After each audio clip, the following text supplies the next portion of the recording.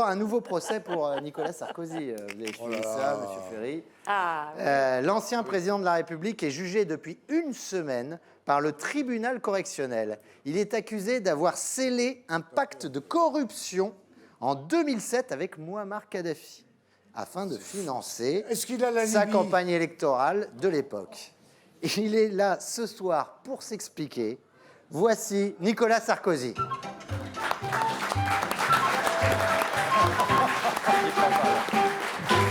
Allez.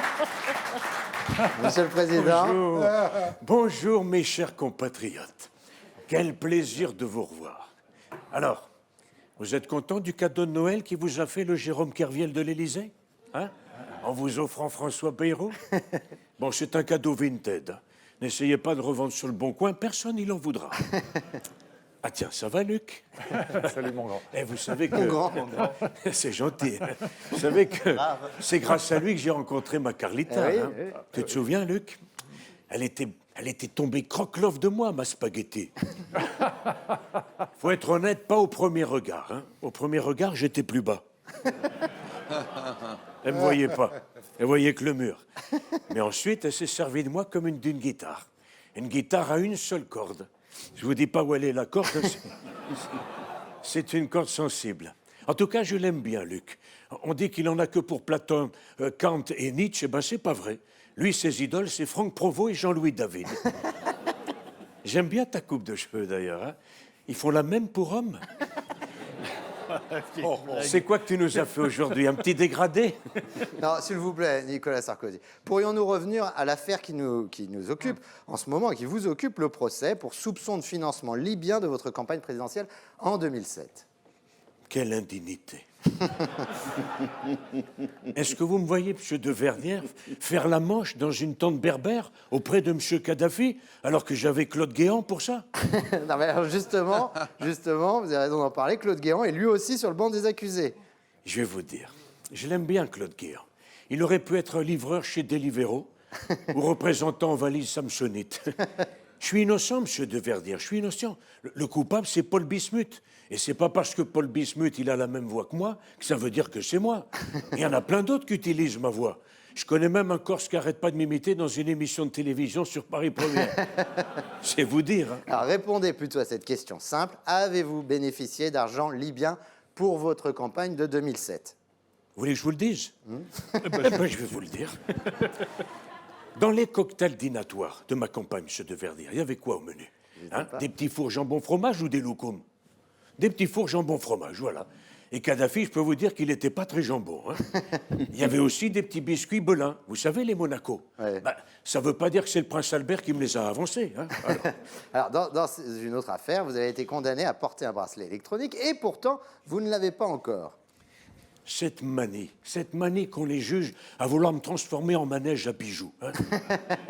J'ai déjà une Rolex. Pourquoi vous voulez que je porte un autre bracelet? Ah, c'est vrai que vous bénéficiez d'un délai avant de porter ce bracelet et grâce à ça, vous avez pu passer vos vacances de fin d'année aux Seychelles et on l'a appris grâce à une story postée par votre fille Julia sur TikTok. Mais je vais vous dire, c'est pas bon les écrans pour les enfants. Hein. Mais vous imaginez, dénoncé par sa propre fille?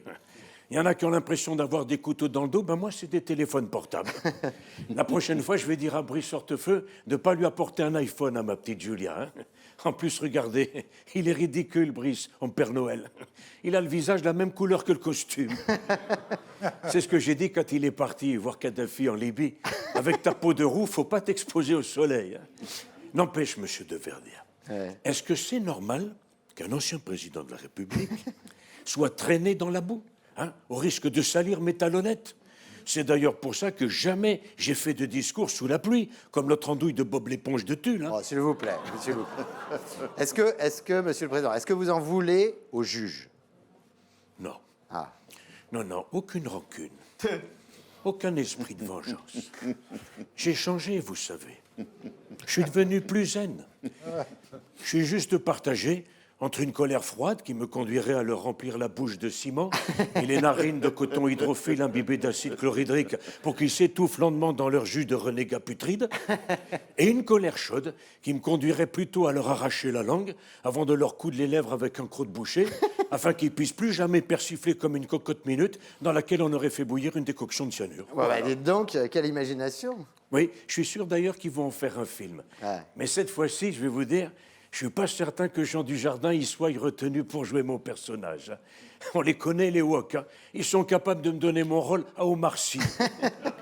Déjà que mes avocats ont du mal à me blanchir. Oh non. Bon, allez, salut Luc. Pas facile à dire, salut Luc. Quant à vous, mes chers compatriotes, je vous souhaite du fond du cœur une très bonne année 2025. Et pour bien la démarrer, je vous offre un petit bout de mon tube, La Marche de l'Empereur. Ah, magnifique.